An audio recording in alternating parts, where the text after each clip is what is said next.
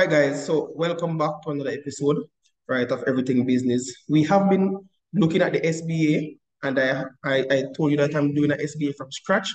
If you have not seen my previous videos, then you can, look at that little tile there, right? I put a tile up there somewhere. You can look and see, right, where you can find my other videos.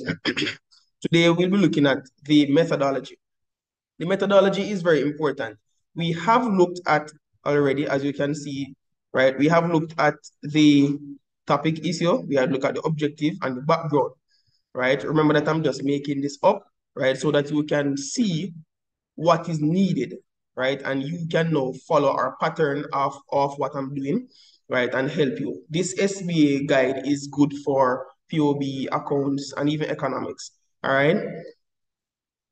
Now, I want to also say, as a disclaimer, that my writing style, I am trying to write like a high school student, right? So my writing style may be different. Your teachers may have different opinions and views as to my writing style or what is expected or how you should phrase whatever the case might be. But the key thing is I am using the rubric. And once you have what the rubric requires, then you should get the mark. So irrespective of what your teacher thinks about your writing style or whatever, right? Once you have the information in the rubric, you should be okay. All right. So the methodology, as you can see, it values 10 marks. It is extremely important. Therefore, it's not going to be just a one paragraph or two, right? It may lead into even 3 paragraphs. It can be 2. So there's nothing wrong if you have 2 paragraphs for your methodology. But let's look at what is required. So you are expected to clearly describe your instrument. Now, the instrument is what you're going to be using to collect the data, right?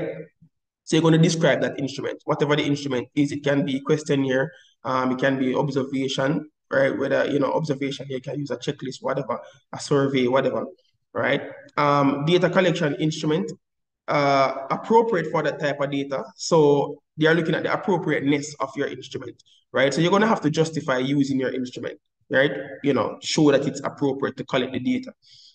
You're going to have to include at least two instruments, right? So as I said before, questionnaire and observation, that is the one that I'll be using. Then you have method of data collection, clearly described. So you're going to describe how you did it, right?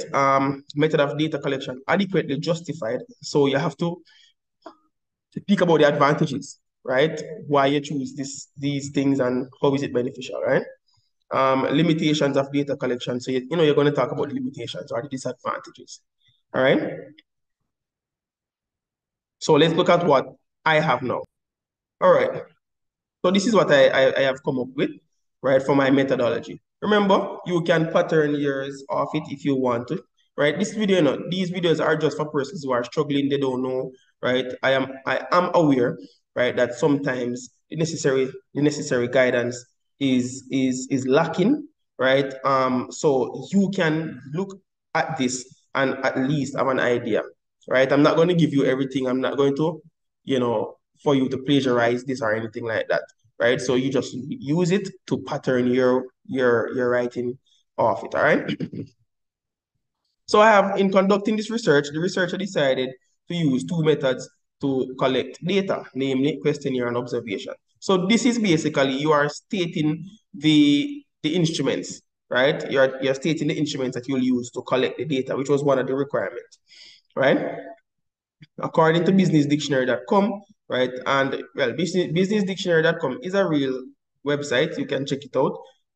But it is fictitious in the fact that I did not use businessdictionary.com to define what a questionnaire is, right? You will have to do your research in that regard, right? So as I said before, I'm not going to give you everything.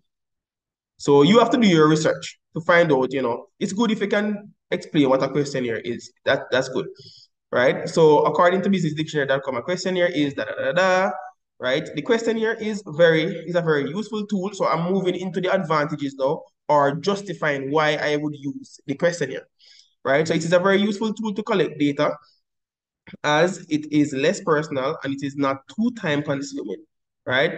With a questionnaire, one can gather various types of information quite easily. And there are some notable disadvantages. So I state the advantages, now I'm going to talk about the limitations, right? There are some notable disadvantages of using the questionnaire, however, such as respondents not returning the questionnaire, and some respondents may not take the time to answer the question truthfully, thus distorting the results and findings. You can come up with more advantages, you can come up with more disadvantages. These are just, basically off the tip of my head, just trying to help you guys out, right? So again, according to businessdictionary.com, observation is so and so and so. Observation is also a good method of collecting qualitative data. And if a checklist is utilized along with the observation, it can be a good tool to collect quantitative data as well. That's the advantage of using observation. So it's basically a justification why you're using it. Observation can tend to be limited in scope, however, as it tends to be more subjective if a checklist is not utilized. And so it will depend on the interpretation of the researcher. This is a limitation of using this method, all right?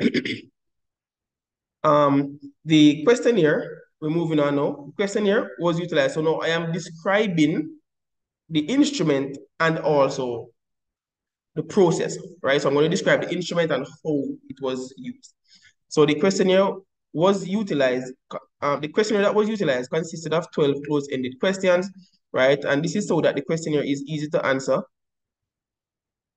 it's supposed to be with minimal effort, right? There it is, with minimal effort from the respondents, right? The researcher walked the community, so I'm talking about the process now, right? I could have written more as it relates to describing my questionnaire. I could have said, well, the questionnaire consisted of 4 demographic type of questions. Demographic type of questions are like, what's your name, or, your age, stuff like that. Those are demographic questions, right?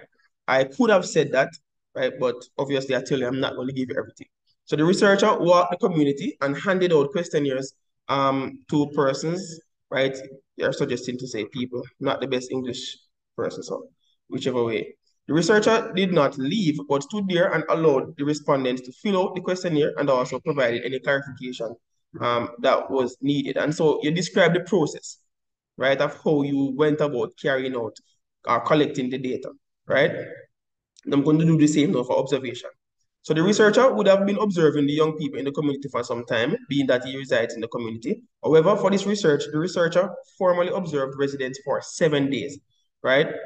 The researcher paid closer attention to the happenings of young residents of the community, making note of what he saw in order to notice patterns, or you can say and trends, right?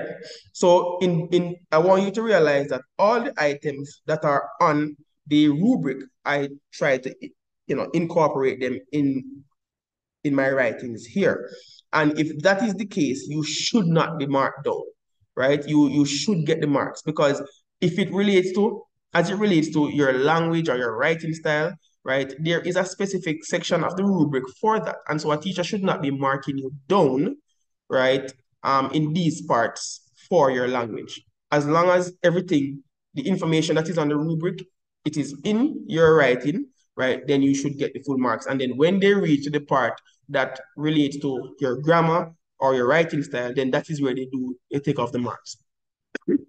All right? So I hope this is helpful. You have a lot of work to do as it relates to the methodology. So I'll see you in the next one. All right, guys. So before you even do the methodology, right, what you want to do is you want to work on your data collection instrument, right? Like your questionnaire, or if you're going to use a checklist to do the observation, you want to work on that before you do the methodology, right?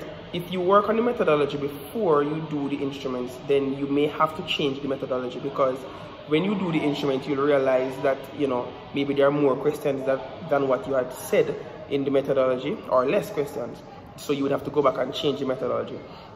So my recommendation is you work on your instrument first, and then you're better able to describe your instrument in the methodology. All right? So the next video, I'll be showing you how to work on the instrument, right? So I'll be creating a questionnaire, and you can see how to create the questionnaire so that, you are better able to describe it in the methodology. All right?